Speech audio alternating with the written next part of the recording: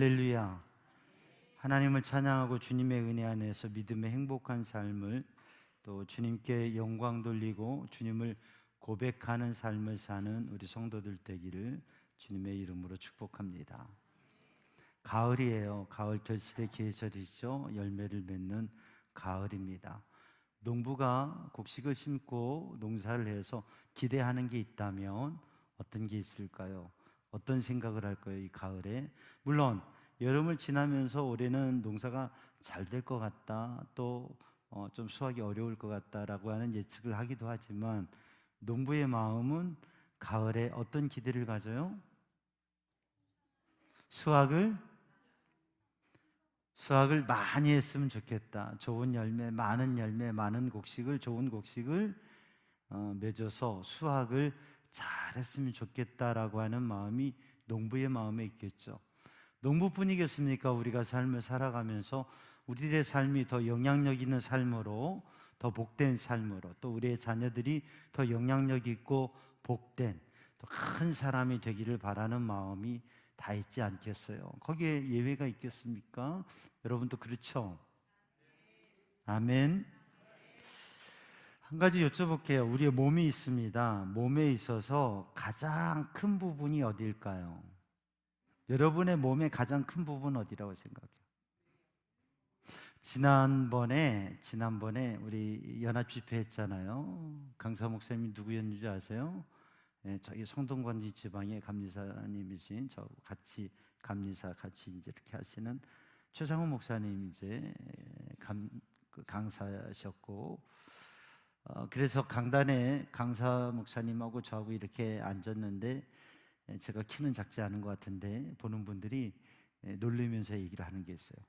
강사님 머리가 정말 크다고. 본인이 머리가 크다고 그랬는데 누군가 그러세요. 강단에 앉으니까 목사님 머리가 작아 보이더라고. 내 머리가 결코 작은 머리는 아닌데 보니까 그래요. 여러분, 사람의 체형에 따라서 특별히 몸 중에 큰 부분이 있습니다. 그리고 또 뭐 작은 부분도 있어요.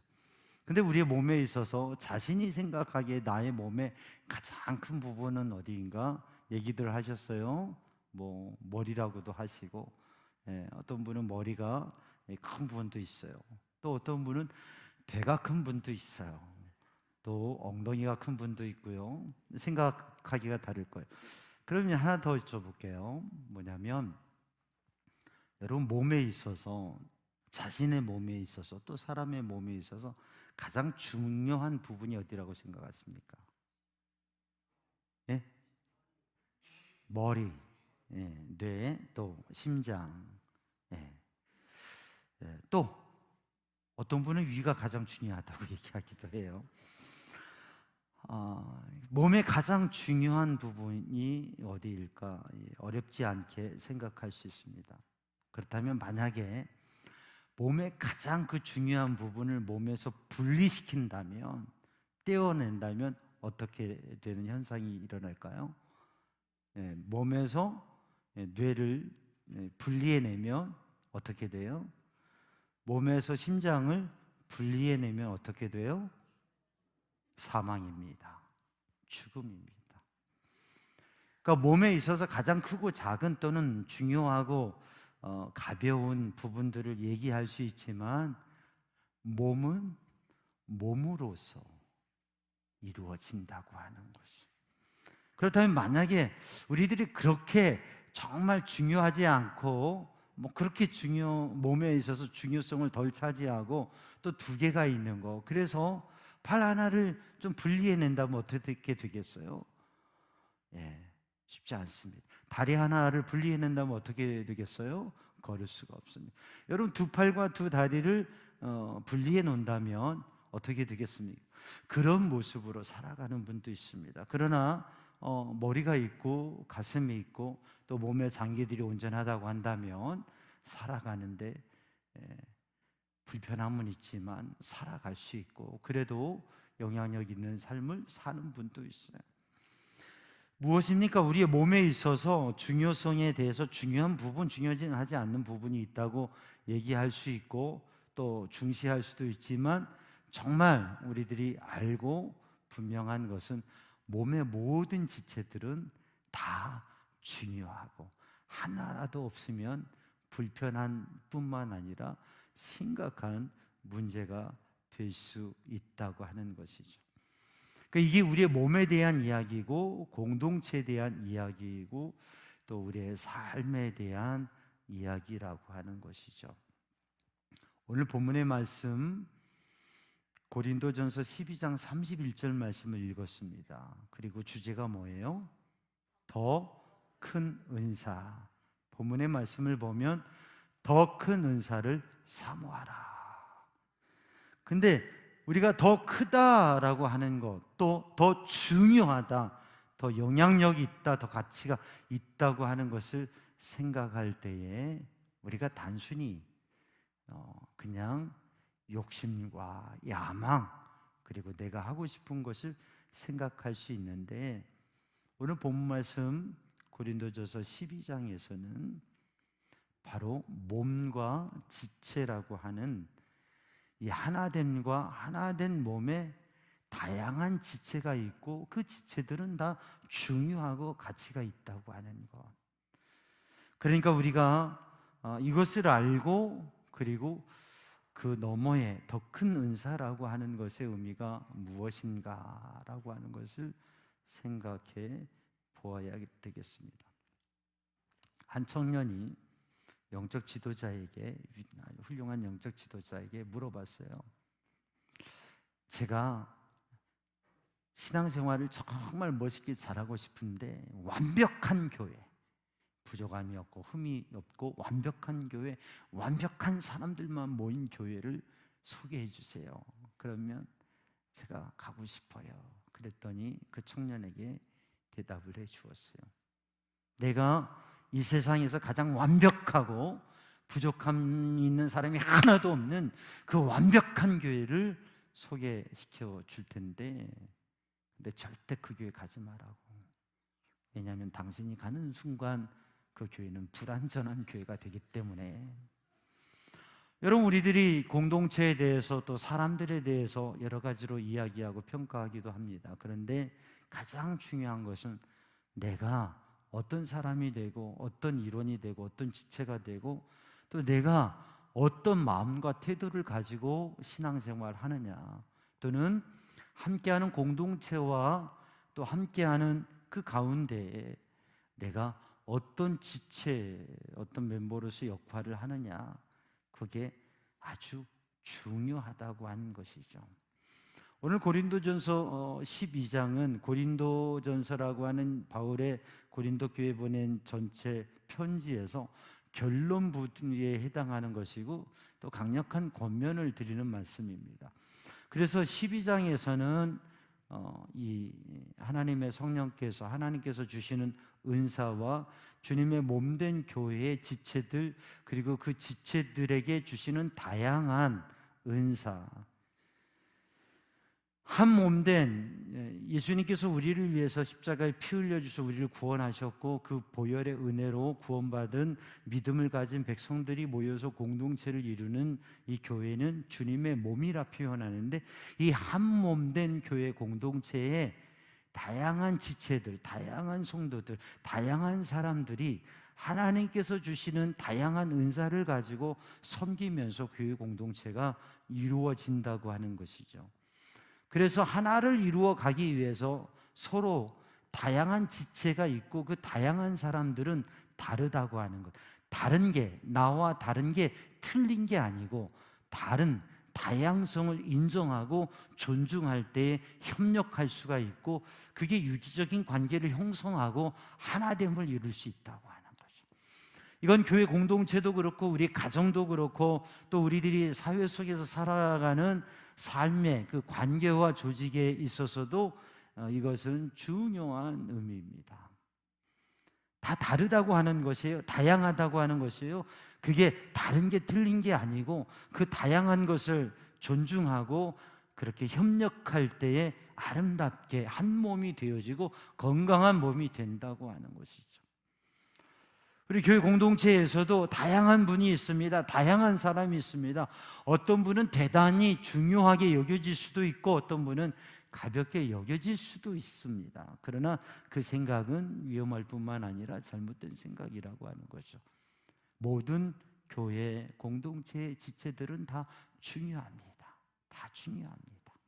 왜냐하면 모든 분들을 통해서 우리 삼양중앙교회가 이루어지기 때문에 그 중에 몇 분이 빠져진다면 우리 삼양중앙교회 공동체는 하나의 장애를 얻게 되어지는 것이고 불편함 뿐만 아니라 불행함까지도 이르게 될 수 있다고 하는 것이죠. 그러므로 우리가 믿음 생활을 하면서 오늘 본문 말씀 고린도전서 12장에 말씀하시는 이 몸과 지체, 하나됨과 다양성의 의미를 생각하고 그리고 하나님께서 내게 주신 은혜를 따라서 또 달란트를 따라서 잘 섬겨가고 역할을 하면서 선한 역사를 이루는데 거기에 더 큰 은사, 진정한 은사를 은사되게 하는 그 하나님의 은혜를 사모하고 누리라고 하는 것이죠. 오늘 본문의 말씀을 보면서 더 큰 은사를 사모하라고 하는 이 말씀, 더 큰 은사라고 하는 이 표현과 그 은사를 사모하라고 하는 것은 고린도 교회가 가지고 있는 근본적인 문제, 고린도 교회는 발달된 도시, 경제적으로 문화적으로도 앞서고 풍요하고 사람들도 잘 살고 교회 공동체도 바울이 개척한 이 고린도 교회는 정말 능력 있는 사람들 그리고 많은 신령한 특별한 은혜와 은사를 경험한 사람들, 그런 아주 좋은 사람들이 많았습니다. 그러나 이 교회 공동체가 정말 겸손하게 자기를 낮추고 주님의 교회를 묵묵하게 섬기는 사람들보다는 자기를 주장하고 자기를 드러내고 자기가 높아지려고 하는 마음을 가지고 그렇게 사람들이 소개되고 그런 그룹들이 형성되면서 교회는 분열되고 갈등을 갖는, 그렇게 됨으로 인해서 그 교회가 많은 사람이 있고 많은 자원이 있음에도 불구하고 영향력을 나타내지 못하고 그냥 갈등과 씨름 속에 있는 교회였다고 하는 것이죠. 근데 그 교회가 그러한 문제와 한계를 넘어서기 위해서는 어떻게 해야 되느냐? 지금 가지고 있는 그들의 은사와 자리와 그들의 역할을 잘 감당하는 것, 그리고 그것을 넘어서서 더 큰 은사를 받으라고 하는 것입니다.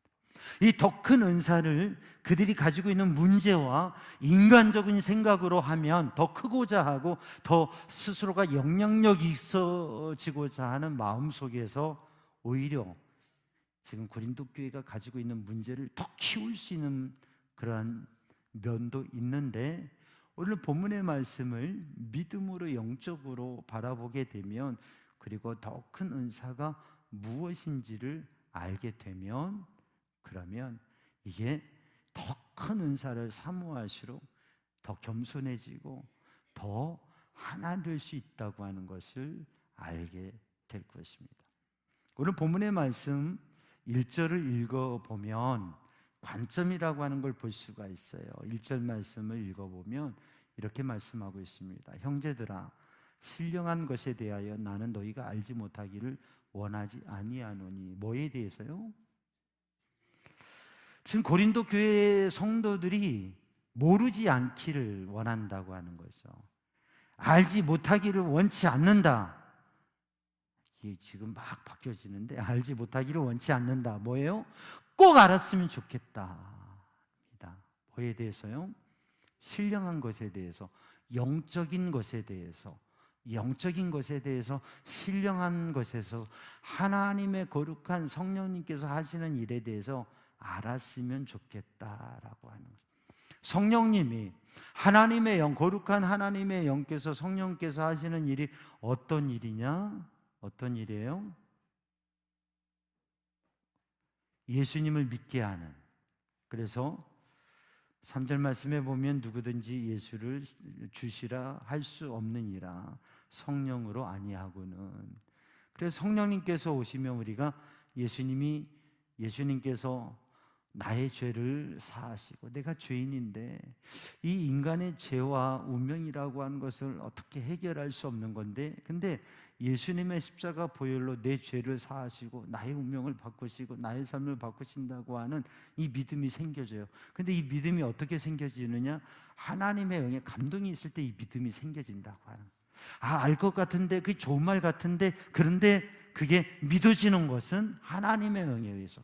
그래서 우리가 예수님을 믿는다고 하는 것은 하나님의 영이, 성령님께서 내 마음에 감동하신다고 하는 것이고, 내 마음에 믿음이 생겨지지 않는다고 하는 것은 하나님의 영의 감동을 받지 못했다고 하는 것이에요. 그렇다면 우리는 내 마음에 믿음이 있다면 내 안에 하나님의 영이 역사하신다고 하는 것을 알 수가 있고, 내 마음에 믿음이 없다고 한다면 하나님의 영으로 나에게도 믿음을 허락해 주시옵소서. 그래서 영적인 관점으로 살아갈 수 있는 은혜를 허락하여 주옵소서. 그렇게 기도해야 될 것입니다. 여러분, 우리가 신앙생활하면서 교회 공동체 생활을 하는데, 믿음의 생활을 하고 예배 생활하고 교회 와서 예배를 드리는데요, 이 교회 공동체 안에 있는 것이 얼마나 중요한지, 이것을 소쿠리 신앙이라고 해요. 소쿠리 신앙. 소쿠리가 뭔지 아세요? 아시는 분 아멘. 많이 아시네요. 우리 청년들은 모를 수도 있어요. 예전에는 다 집마다 있었는데 지금도 있나 모르겠어요. 소쿠리는 대나무나 이런 얇은 나무를 가지고 엮어서 만든 이러한 큰 그릇이에요. 그래서 이것은 그냥 뻥뻥 뚫려 있습니다. 아주 좋아요. 그래서 물에 담그면 어때요? 물에 담그면 이 소쿠리에 물이 가득 있어요. 그죠? 근데 물에서 빼내면 어떻게 돼요?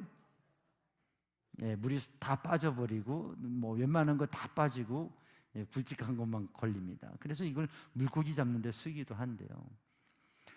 우리 신앙은 소쿠리 신앙과 같다라고 하는 게 뭐냐면, 예배당에 와서 예배를 드릴 때 예배당에 와 앉아 있으면 찬양하고 기도하고 말씀 들으면 그러면 우리 안에 은혜가 충만하고 정말 멋있고 거룩하게 살 것 같아요. 근데 예배당을 나가서 딱 나가는 순간, 세상에 가는 순간 어때요? 완전히 빈탕이 되어버리는, 아무것도 없는 모습이 된다고 하는 것이에요. 그래서 늘 예배 안에, 공동체 안에 신앙의 모임을 힘써야 된다고 하는 의미로, 교회 안에 있으면, 은혜 안에 있으면 우리가 사는데 그러기 위해서 노력해야 된다. 신앙인이 소쿠리 신앙인 면이 있다라고 하는 거예요. 근데 소쿠리 신앙으로만 살지 말고 이게 바가지 신앙으로 바뀌어져서 어떻게 해야 되느냐? 이 물을 잘 떠가지고 은혜를 받고 신앙의 체험을 한 걸 가지고 그걸 세상에 살아갈 때도 유지하면서 살아가고, 그리고 또 다시 와서 물을 담아서 살아가고, 이런 신앙인이 되어야 되겠죠. 아니, 하나님의 은혜와 사랑을 받아서 그것을 내가 누릴 뿐만 아니라 가서 사람들에게 나누어주는 그런 믿음의 삶을 사는 성도들 되기를 주님의 이름으로 축복합니다.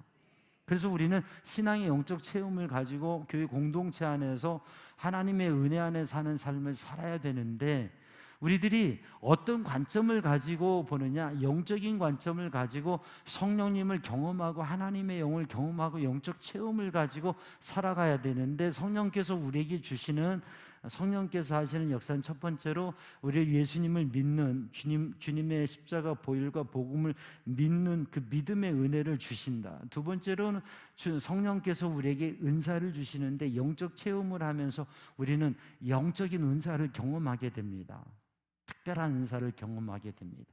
이 은사라고 하는 것은 하나님께서 주신 선물이에요.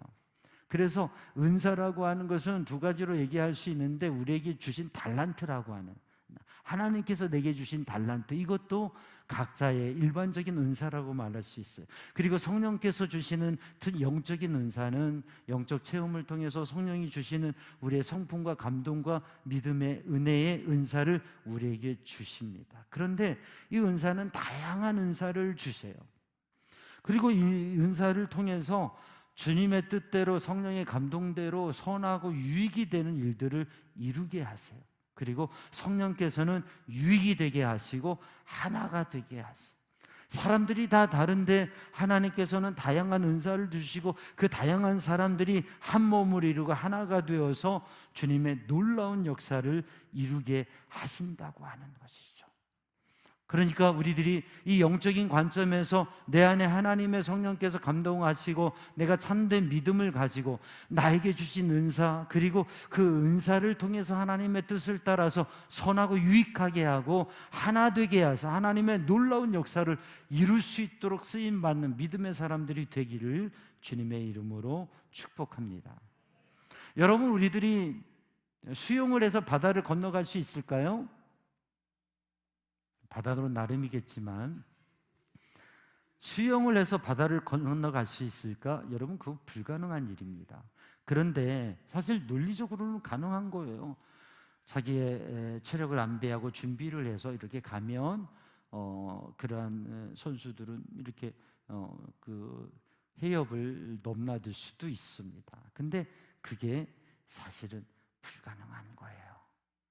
그런데 배를 타고 가면 우리는 안전하게 항해하며 바다를 건널 수가 있습니다. 우리들 혼자의 힘으로 우리가 가지고 있는 능력으로 살아가고 무엇인가를 한다고 하는 것 아주 제한되고 불가능한 일들이 많습니다. 그러나 우리의 가정이 하나를 이루어갈 때 우리의 가정은 정말 행복한 하나님의 나라를 이루어가고 선한 일을 이루어갈 수 있을 것입니다. 우리 교회 공동체를 통해서 하나 될 때 하나님의 선한 역사를 이루어갈 수 있을 것입니다. 우리 교회가 교회 공동체뿐만 아니라 지방과 연회와 우리 감리교회와 또 기독교회, 한국의 교회가 하나가 될 때 사회적으로 이 나라의 민족이 분열과 갈등 속에 있는 게 아니라 하나가 될 때에 정말 엄청난 놀라운 역사를 이룰 수 있을 것입니다. 그 놀라운 역사를 이룰 수 있는 더 큰 은사, 더 좋은 길, 그것을 바울 사도는 본문 말씀 고린도전서 12장을 마무리하면서 제시하고 이어가고 있습니다. 그게 뭐냐면 13장에 나오는 사랑이라고 하는 거죠.